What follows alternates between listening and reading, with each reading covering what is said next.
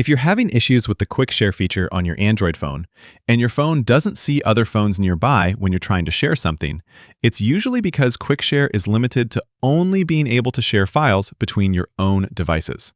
There's two easy ways to fix this. One is to swipe down from the top right corner to open the quick settings, and then find the quick share button. If you don't have it, you can tap the pencil icon to edit your buttons, and add the quick share button here. Once you locate the button, you're going to long press that, and it'll take you to the settings of your phone's quick share functions. Here in the quick share settings, you'll find the setting for who can share with you.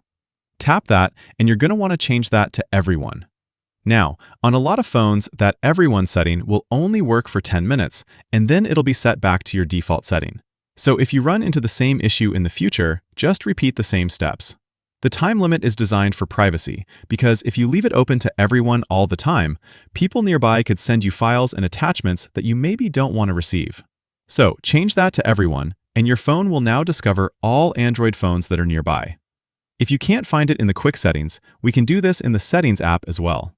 Different phones will have this in different places, but the easiest way to find it is to go to the search in your settings and then search for Quick Share. Your Quick Share settings should pop up like this. And again, this will look a little different depending on what type of Android phone you're using. But they all should have this setting here for who can share with you.